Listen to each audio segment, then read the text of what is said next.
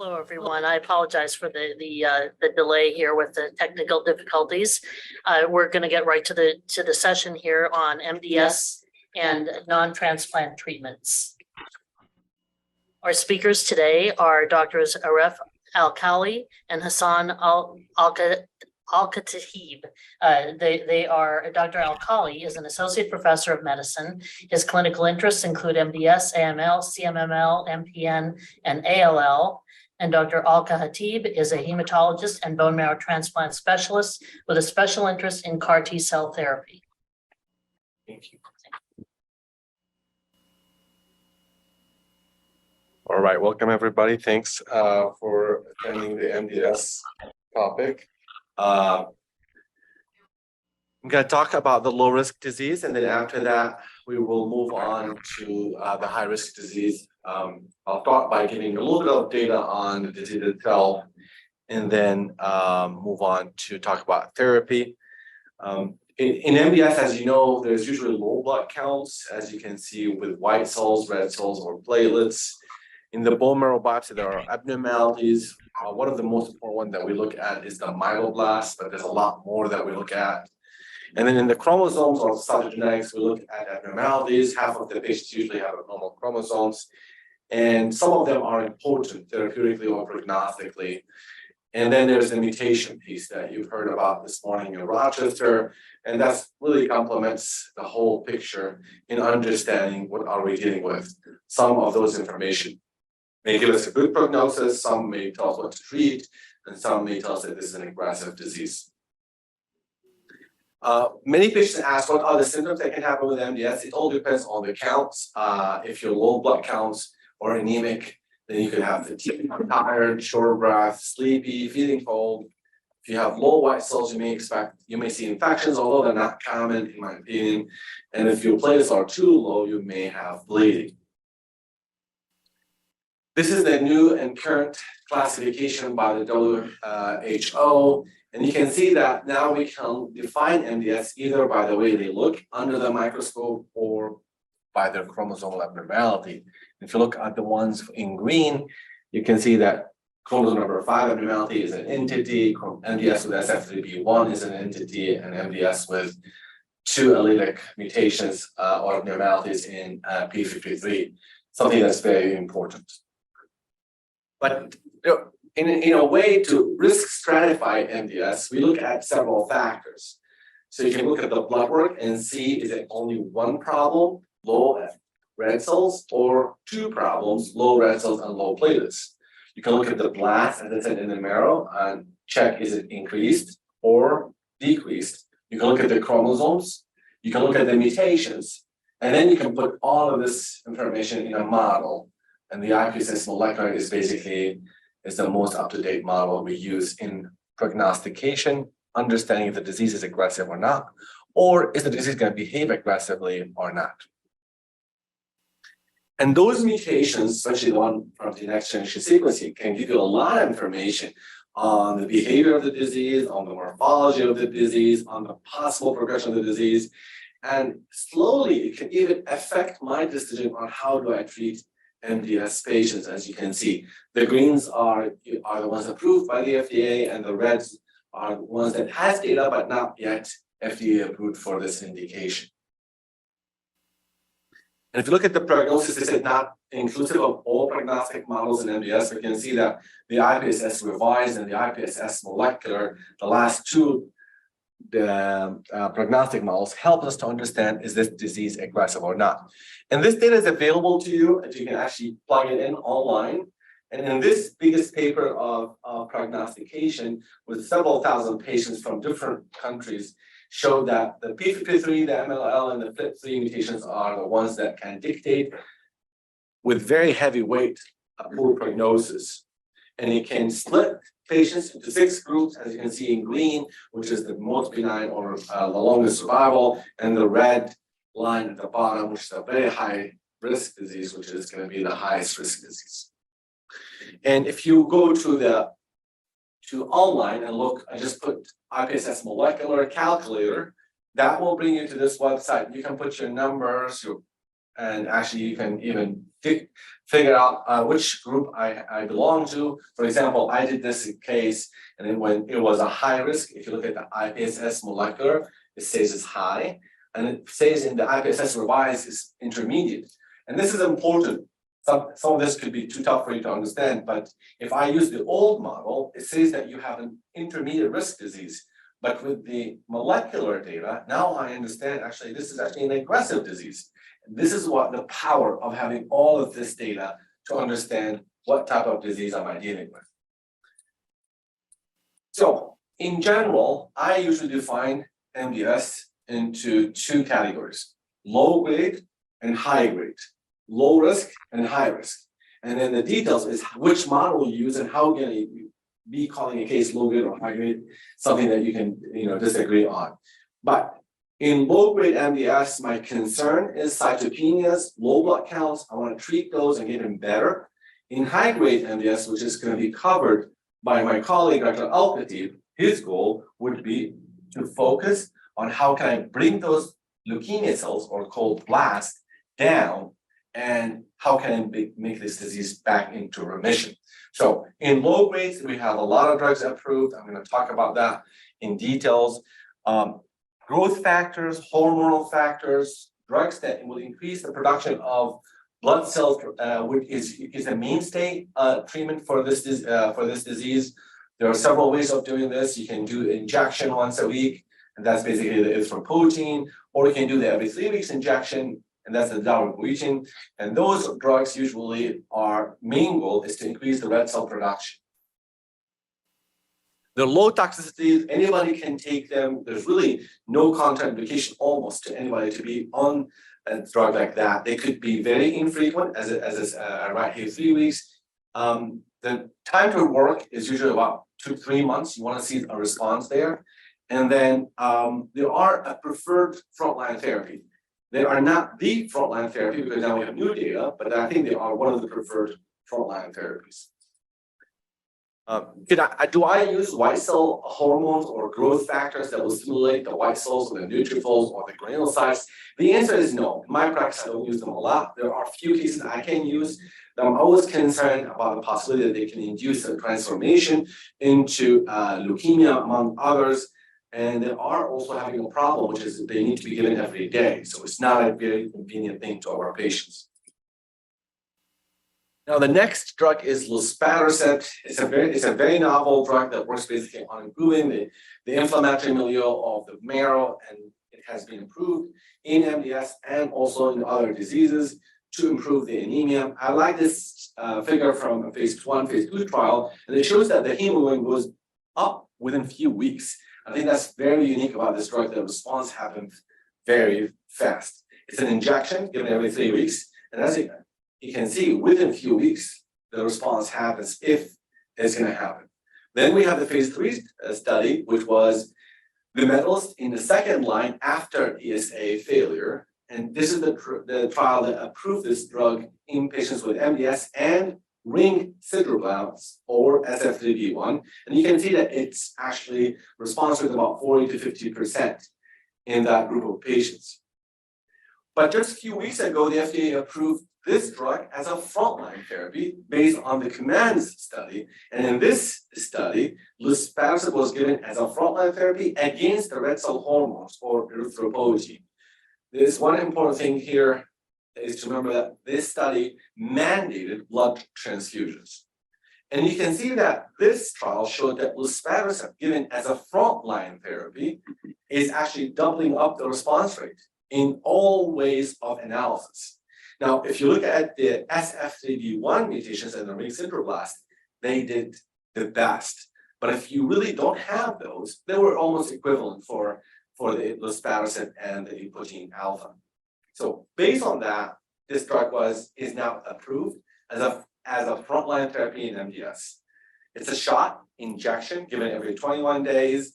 You can adjust the dose. If the hemoglobin goes up too high, you have to stop it. I put an underline under this. It's an FDA-approved drug. In fact, you probably don't know that most of red cell hormones are not FDA-approved in MDS.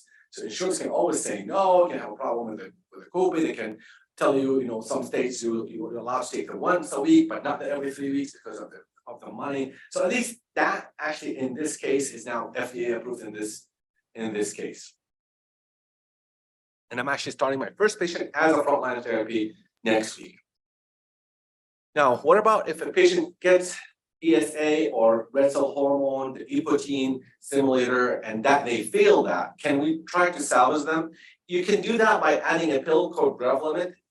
And this is a study, there were actually two big studies showing that, yeah, it makes the response better if you add the Revlimid to those patients, even if they don't have chromosome number 5 abnormality. This is actually in patients without chromosome 5 abnormality. But I actually have to say that in my practice, I have not seen that response.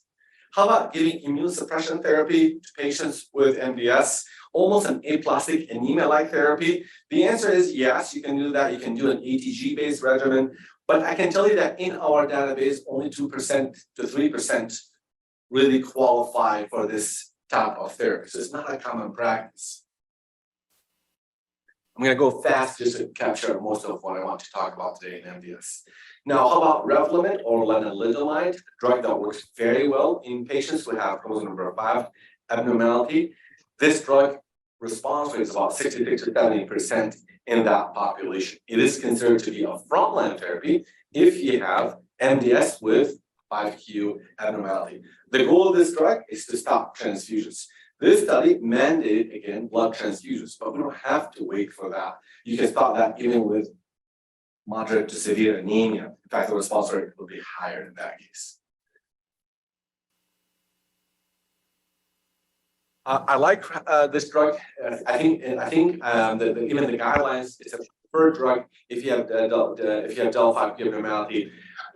There has been some side effects with this drug, such as itching and rash. You have to be careful. I don't think you should give up on the drug very quickly. There's a lot of ways that you can try to manage to keep the patients on the drug. Response usually works within a few weeks. And again, this is a pill, so it's a good quality of life. The dose can be adjusted based on the age of the patient and comorbidities. Now, how about giving low dose of hypomethylating agents? The answer is I like that. This is actually the most recent study from very, very several studies that were actually smaller, giving 3 days of HMA or decitabine or azacitidine in patients with low-grade MDS. So it's very tricky. It's a low-dose treatment in patients with low-grade MDS. It has to be that specific. And it actually shows that it has the same efficacy of a 7-day regimen in azacitidine, but it has less toxicity, less hospitalizations. So it is one of my preferred ways of giving the drug, especially if the patient has severe pancytopenia.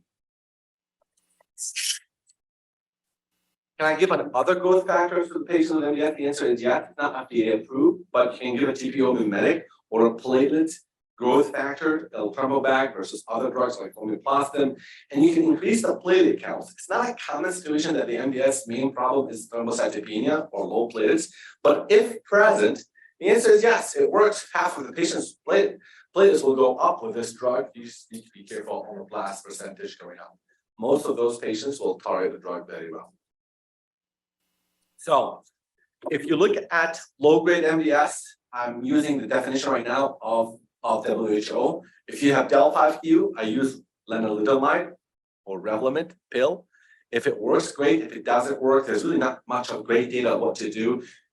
If you have MDS with SF3B1 or ring sideroblast, I think the current data is very strong that luspatercept should be the frontline therapy. EPO is okay, but in my opinion, should not be the preferred treatment in that case. And if you have MDS with low blast, you have two situations. If you have anemia, in my opinion, both luspatercept or ESA would be reasonable. As you can see from frontline, they actually do the same.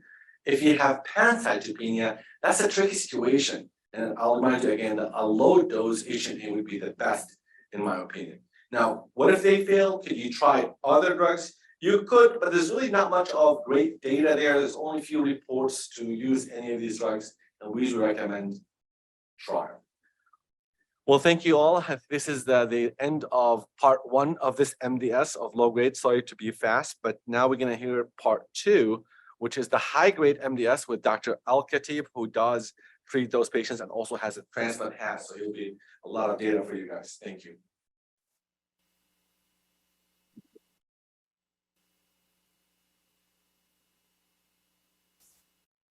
All right. Well, I mean, we're gonna talk about the high-risk MDS. I don't have any disclosures, and I will be discussing few drugs that they are non-FDA approved.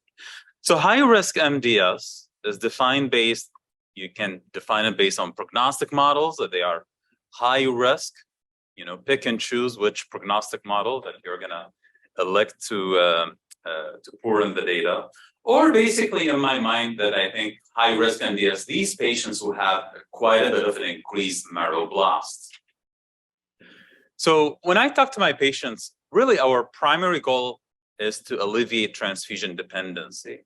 At the same time, to decrease the risk of leukemia transformation. The long-term cure is really transplant. However, that is only in eligible patients and also donor availability.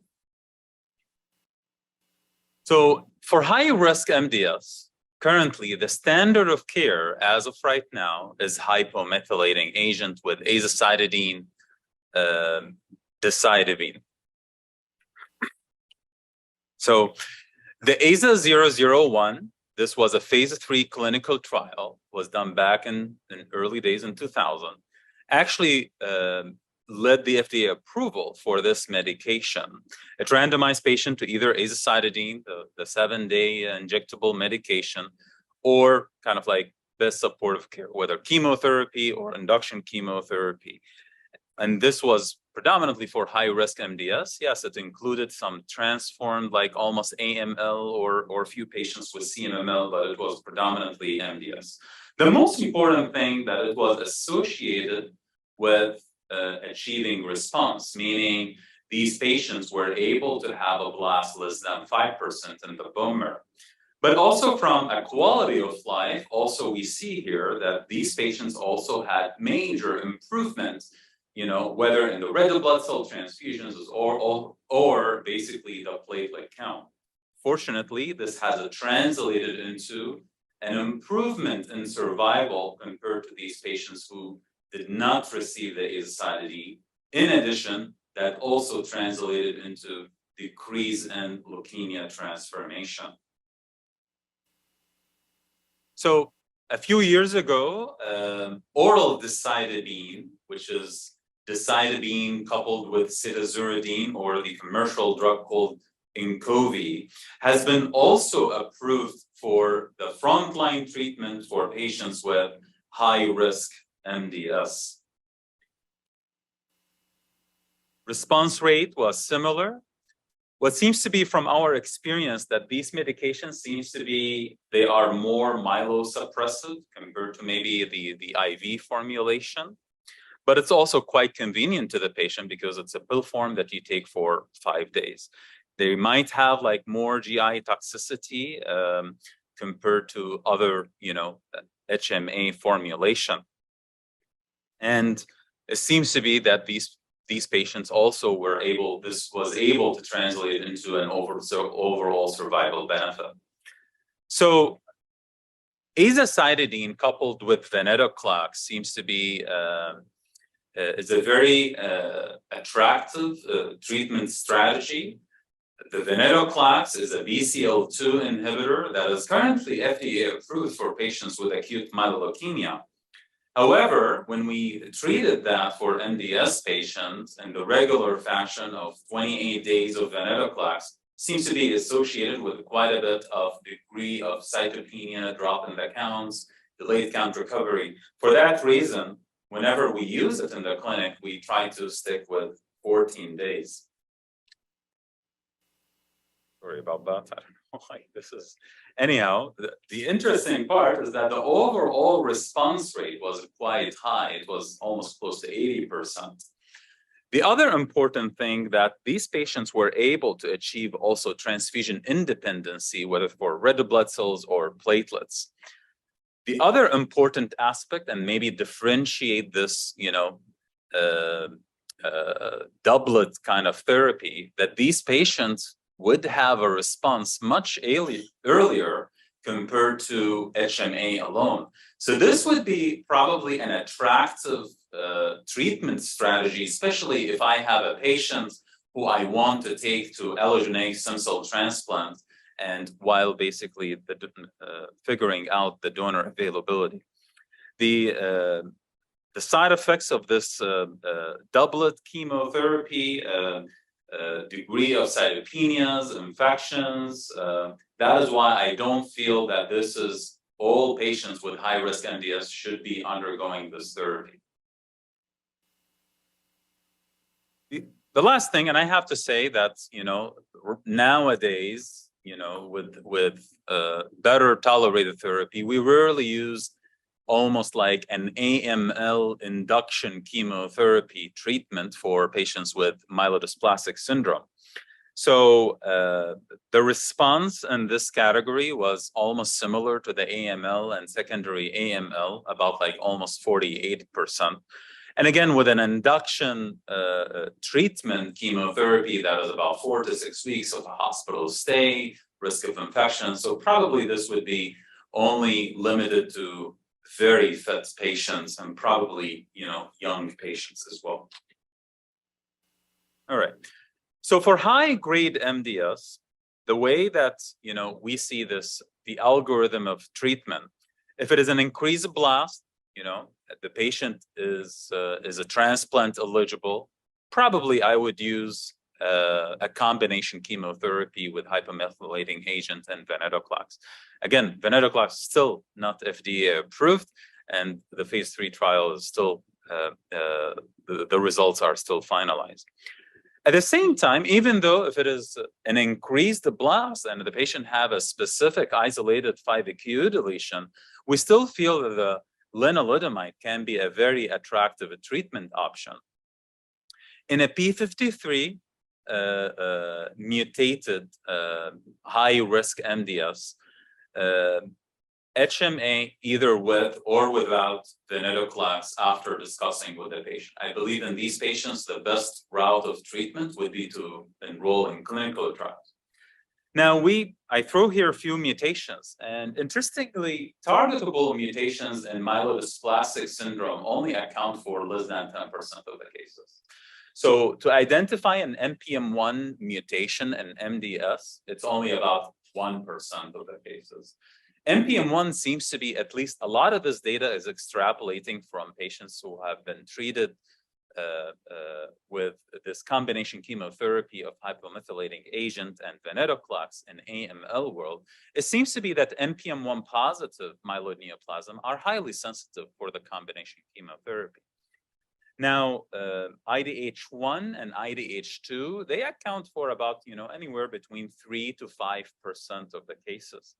FLT3 mutation only account for 1% of the cases. So that is why, as Dr. Wang He talked earlier this morning, the incorporation of next generation sequencing in these patients probably might open a window of targetable therapy opportunity, but only would be limited for about less than 10% of the patients. So let's talk about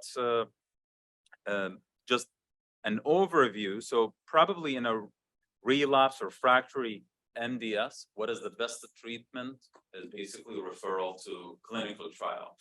And all of the other therapies would be either in the absence of clinical trial or dependent on, disease phenotype, the type of the chromosome, or maybe the type of the molecular mutations. So this is the unfortunate aspect in patients who have failed, prior therapies for myelodysplastic syndrome, that is still survival for these patients. Unfortunately, it is less than a year, despite of therapy. So the outcomes are still poor, and especially are poorer for patients who are not a candidate for either clinical trial or stem cell transplantation. So there is data on AZA and venetoclax, and it seems to be overall response actually kind of like a little bit lower from what we see when it's used in a HMA ven naive patients. So when we use it in the relapse refractory setting, almost the response dropped by 2/3, but it can be helpful, and it might be able to bridge to transplant if the patient is eligible for that. The ivosidenib, it's an IDH1 inhibitor. There was a trial that studied, as we talked about. I mean, this mutation is only found in less than 3% of the patient. That is why the number of patients is fairly low. But interestingly, I was looking up the FDA. Right now, they are actively reviewing this for probably approving it for patients with IDH1 mutation. The other interesting thing, not only that the overall response is quite high in this patient population, but also time to response was quite short. I mean, we're talking about within 2 months, these patients might be able to respond to therapy. It has a very unique side effect profile, and that is what we call the differentiation syndrome. It's happened in about 2 out of these 16 or 18 of the patients. And that is when these patients would have a proliferative, elevated white blood cell count, rapid weight gain, shortness of breath or chest pain, and that needs to be taken care of immediately. Inacitinib is an IDH2 inhibitor. Again, neither of these are FDA approved for the treatment of MDS. However, it seems to be, for whatever reason, that the response actually are much lower if you compare it to an IDH1 mutation. Time to response also almost similar to what we see in AML patients. It's quite prolonged. I mean, we're talking almost about over 4 months. And also the risk of this differentiation syndrome is also need to be alerted. So allogeneic stem cell transplant is the only curative option for MDS patients. This is a recent data that showed that actually allogeneic stem cell transplant can work very well in all disease subtypes when it comes into MDS. This was based on CTN 1102 clinical trial that they looked at patients who have donor and patients who did not have a donor, and they followed up these patients for about a good 3 years. The allogeneic stem cell transplant was associated with improvement in survival and decrease in the risk of leukemia transformation. I'm not going to discuss further aspects about the transplant because my colleagues in Mayo, Florida and Mayo, Arizona are going to discuss this in great details. So with that, I conclude my discussion, and I'm happy to take any questions. I don't know if you would like to come here, Dr. Al-Khali, and we can address any questions later. Thank you.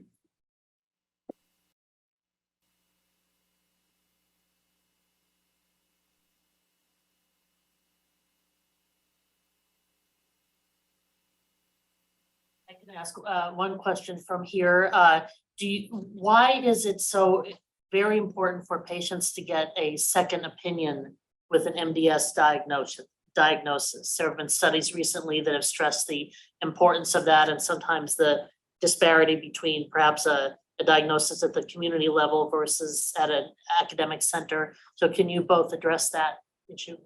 Yeah, I think from the non-transplant aspect, there are a couple of things that I think are very important. Number one is the diagnosis itself. In MDS, there is a lot of heterogeneity. The blast estimation tends to be difficult, especially for a pathologist who probably do not see bone marrow biopsy every day. In other places, sometimes the pathologist really sees both surgical pathology and heme pathology. Our heme path really focuses on this area.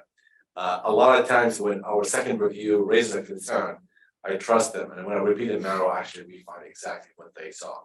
You really, going back to something we said earlier today, that a solid treatment plan depends on a solid diagnosis. It's like a foundation. You can't build a house with a shaky foundation. So we focus a lot on that. Number two, sometimes there are ancillary tests that are not done, especially like next generation sequencing. And as you can see, it's important for diagnosis, it's important for prognosis, and it's important for therapy. So having the second opinion, we usually have a partnership with local oncologists. The patient come to us, we look at it, say the case looks straightforward, okay, proceed with this plan, come back in 6 months and see how things are going. Or we don't like this, we see something that's not right, we need to look more, and then we actually end up changing plans. So the second opinion usually tend to help in making sure that the plan that takes months is really a solid plan. I'll get you also add more. Yeah, I think also a second opinion is important. Part of it is that, a lot of the MDS patients are diagnosed in their older age, right? And sometimes we think older age, maybe they are not transplant candidate. And actually, as a transplant physician, the age of the patient, in my eyes, is just a number. It really depends on, the fitness, the functional status, the comorbidities, the past medical history, the support system that the patient has, in addition to, having a donor availability, adequate response. So I believe, referral to tertiary center or academic center is always helpful because, like Dr. Alkali would see this patient, he might send him to transplant. I would say yeah, I mean, this would be a good candidate for a transplant. Let's get the disease under control and then we might be able to take it to transplant, especially in high risk situations. Thank you. I believe we have a question from Jacksonville. Yes. Doctor, is Mayo Clinic a CEO? And if it is, what does that mean or entail? Center of Excellence. Center of Excellence. Center of Excellence. And what was the second piece of the question? No, is Mayo Clinic a CEO? And what does that designation mean? Why would that be Yes, important? Mayo Clinic is a center of excellence by the MDS Foundation for the MDS. And what it means, it is a site where there's expertise in managing this disease. So the MDS Foundation, sometimes patients will ask, well, I've got this diagnosis and I think I would like to have a second opinion. Where are areas that have good experience in terms of managing this disease, either from the treatment or from the transplant itself? And that what CEO means for the MDS Foundation classification. And I would add, we at the Aplastic Anemia and MDS International Foundation website also has a Find a Specialist service that you can access, or you can always call us for assistance in finding a specialist near you. Do we have any other questions from Jacksonville or from Phoenix? We do have a question here in Phoenix.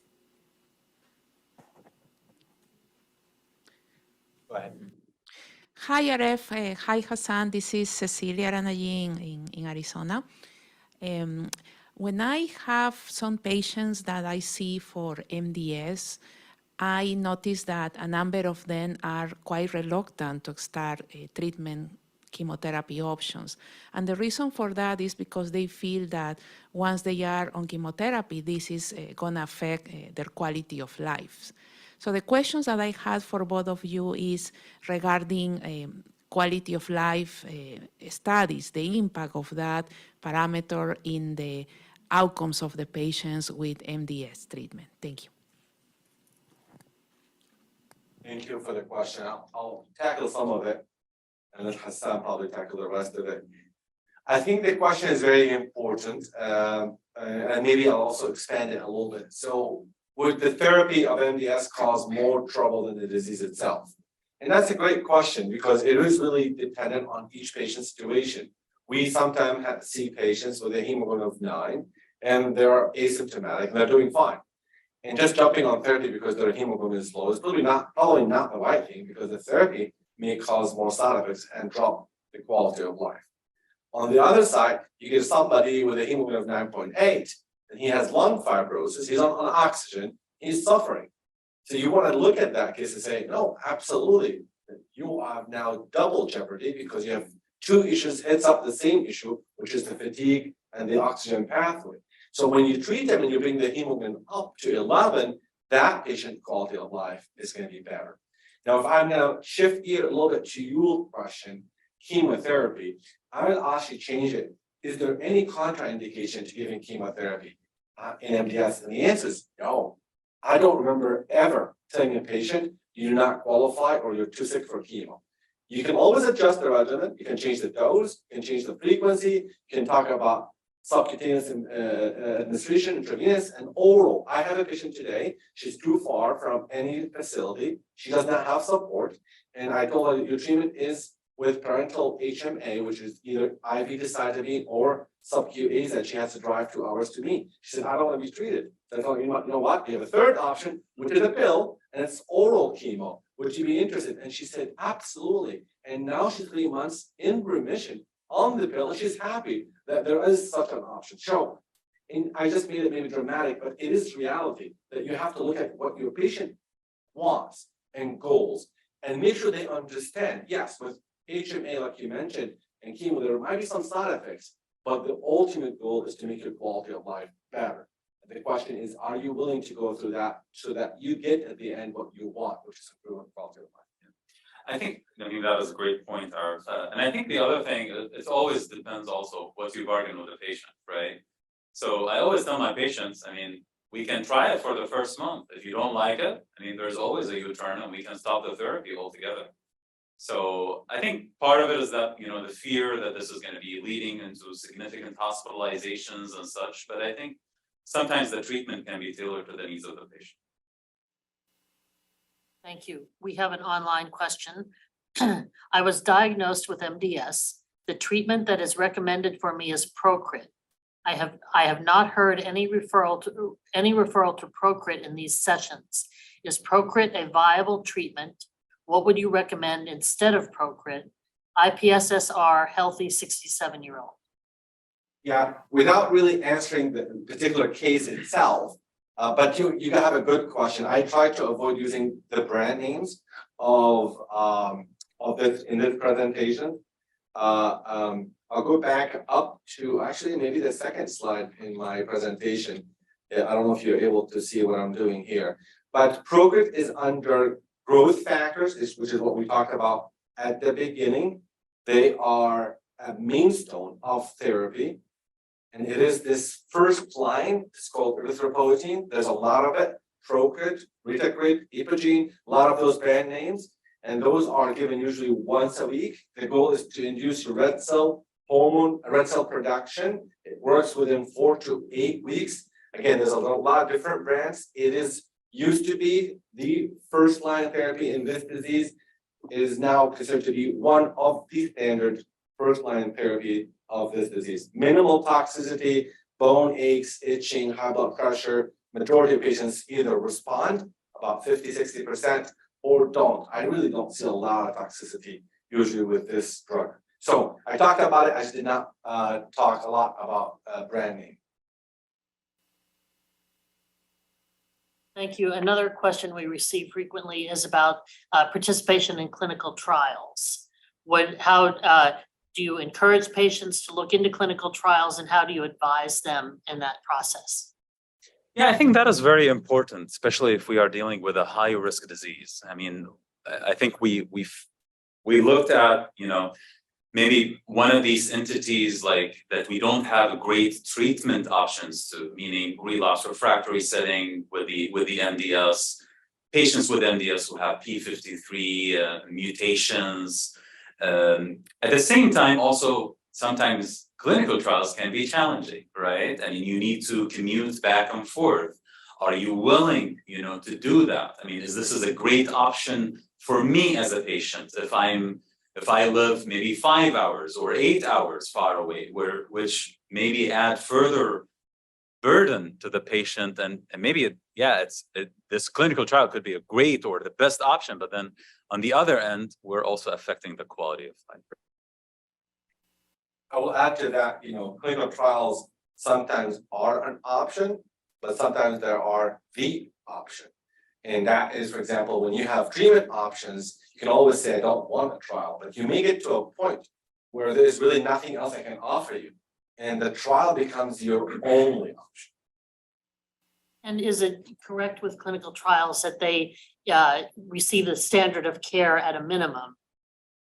I realize clinical trials can vary, but can you just explain as they're making that decision what the care would be? Yeah, I mean, each clinical trial is different depending on, is this a frontline treatment clinical trial, or is this relapse refractory disease clinical trial? If it is a frontline, a clinical trial, sometimes they don't really mandate that they have received something. And what they are trying to do is that the standard of care coupled with a new agent or coupled with maybe 2 other new agents, right? If it is a relapse refractory clinical trial, in these clinical trials, then it always says, okay, these patients should have at least received maybe 4 cycles of azacitidine and they did not respond to it. Or maybe they have, if this is a low risk disease, that they have already failed maybe erythropoietin stimulating agent, like the drugs that we discussed, like Procrit, Aranesp, darbepoetin and such like that. I would also add, just like what you said, sometimes it's also the disease aggressiveness dictate that. And actually, it's not this slide. But for example, if you look at the first category, MDS with del(5q), the response rate is 70%. To bring any trial, you have to have a home run drug to even try to put revlimid or lenalidomide as a treatment option or something else. If you look at the slide I started with, which is MDS with P53 deletion or mutation, that's a terrible disease. The standard of care is not good. That's why that mentioned that actually a trial is preferred, and that's because whatever we have today is not good. And that's why we're recommending that you should go with a trial if you have an option, because whatever we have is actually this one, the middle group. Whatever we have is not great. And one final question from both of your perspectives. What do you feel is on the horizon for MDS? Are there any new treatments being explored or things that patients should be looking ahead to expect? Yeah, I mean, at least maybe I can speak from cellular therapy standpoint. I mean, right now, as you may know, there is the aspect of CAR T cell therapy, and there have been multiple FDA approved products in maybe acute lymphoblastic leukemia and multiple myeloma and non-Hodgkin lymphoma. Right now, we're trying to experiment that in endomyeloid malignancies. So that is at least from a cellular therapy aspect. I don't know, like from drug aspects, Howard, do you have any? Yeah, it's a bit tricky, as you all know, that the drug development takes a lot of time. It takes a lot of years. We are so excited to have the luspatercept approval as a frontline therapy. Remember, in one of my slides, I said this is FDA approved because ESA or even Procrit, the question was, it's not even approved. Insurance can say no to it. So to have a frontline therapy approved by the FDA for MDS is a huge gain. We have another drug I did not talk about, which is imetelstat, that might be approved end of this year for low-grade MDS. This will be a huge gain. Low-grade MDS has been successful in having multiple drugs in the last couple of years. There are a few more in the high-grade MDS. Specifically, we look forward for the venetoclax data. Hopefully, this is approved in AML. Hopefully, this will be approved in MDS. We are already using some of that. And there's also other options that are still early in development. Thank you both, Doctors Alkali and Al-Khatib, for sharing your time and expertise with us. If you'd like to watch this session again at a later time, it will be available on the conference platform in the next hour by accessing the session and clicking on replay, or by navigating the on-demand tab in the platform hub. If we were not able to answer your question today, you can send it to us at any time in 3 ways. Send an email to help@aamds.org, call the AAMDSIF helpline at 800-747-2820, extension 2, or submit a question on our Facebook page. If you are watching online, please take a few minutes to complete the session survey.